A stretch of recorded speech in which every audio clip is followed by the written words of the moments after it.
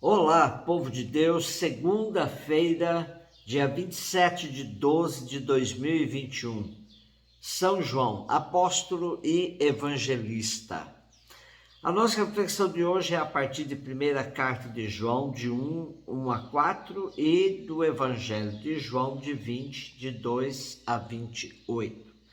Caríssimos, o que era desde o princípio, o que nós ouvimos, o que vimos com os nossos olhos, o que contemplamos e as nossas mãos tocaram da palavra da vida, de fato, a vida manifestou-se e nós a vimos e somos testemunhas, e a vós anunciamos a vida eterna que estava junto do Pai e que se tornou visível para nós.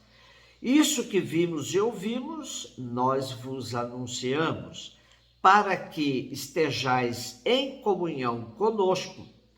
E a nossa comunhão é com o Pai, é com seu Filho Jesus Cristo.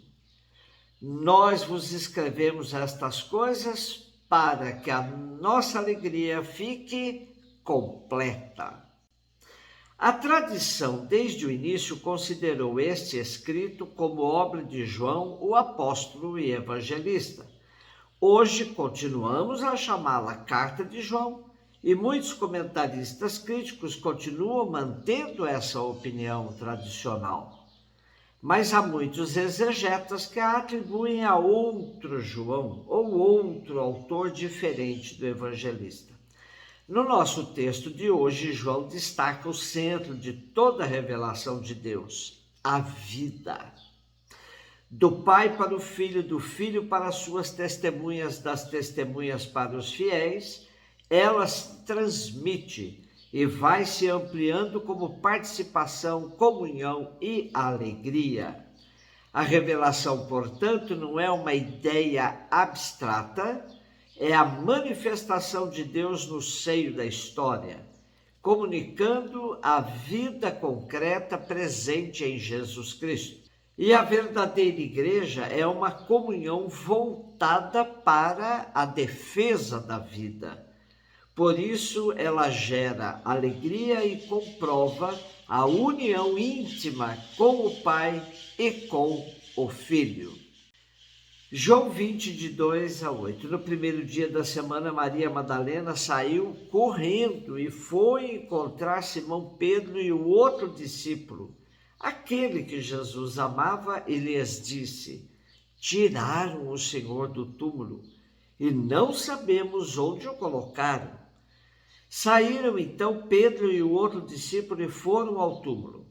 Os dois corriam juntos, mas o outro discípulo correu mais depressa que Pedro e chegou primeiro ao túmulo. Olhando para dentro, viu as faixas de linho no chão, mas não entrou. E chegou também Simão Pedro, que vinha correndo atrás. Entrou no túmulo, viu as faixas de linho deitadas no chão e o pano que tinha estado sobre a cabeça de Jesus, não posto com as faixas, mas enrolado no lugar à parte. Então entrou também o outro discípulo que tinha chegado primeiro ao túmulo. Ele viu e acreditou.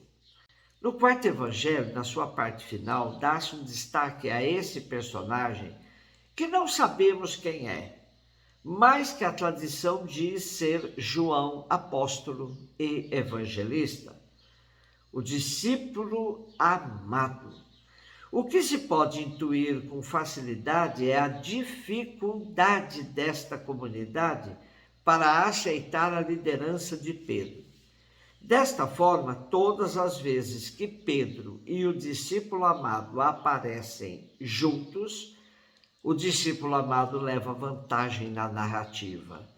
Hoje é isso que se dá. Depois do anúncio do túmulo vazio feito por Madalena, os dois, Pedro e o discípulo amado, saem correndo para ver se é verdade. E o discípulo amado é mais jovem, corre mais, mas também corre mais porque mais ama.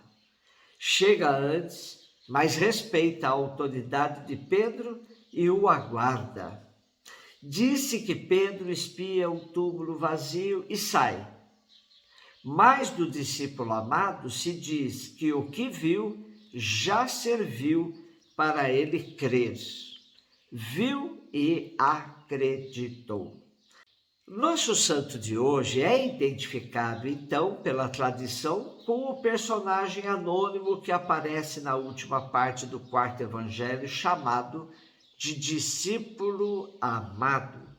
Este personagem aparece nos momentos cruciais, nos quais se realiza a hora de Jesus, isto é, os acontecimentos ligados à sua paixão e glória.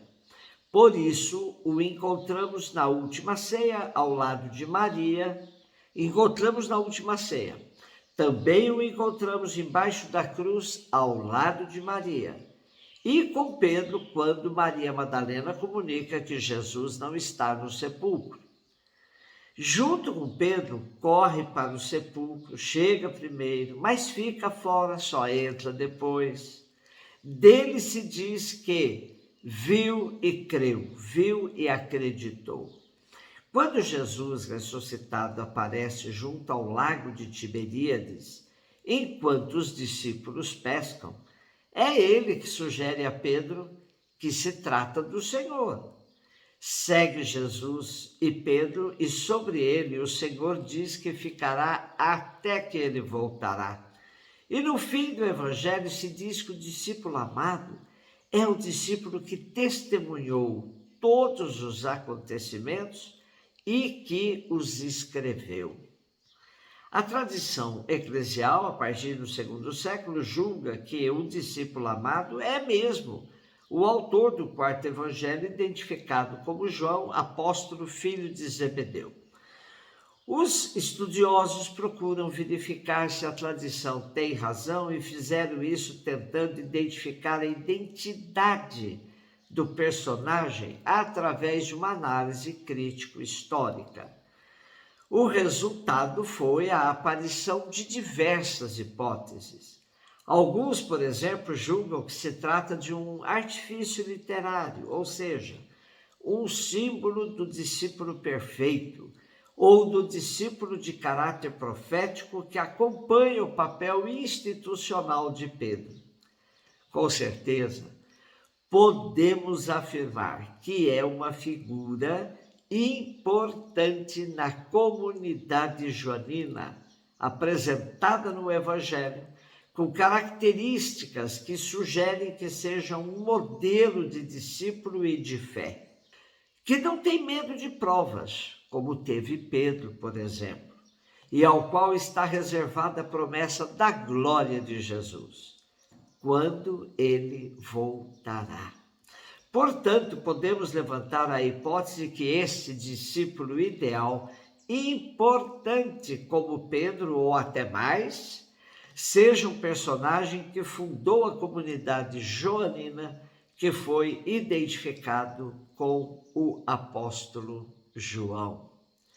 Além disso, o discípulo amado é citado para que aquele que escuta, aquele que lê o quarto evangelho, se considere também um verdadeiro discípulo, gerado a partir do testemunho de alguém que viu com os próprios olhos o ministério de Jesus.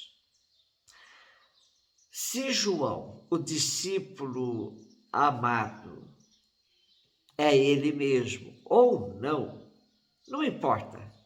Celebramos hoje o apóstolo e evangelista, identificado sim pela tradição dessa forma, e que também lhe atribui a autoria não só do quarto evangelho, mas de outras 3 cartinhas que levam o seu nome. Porém, o que nós temos certeza, tudo foi escrito para que a nossa alegria seja completa. Um beijo no seu coração.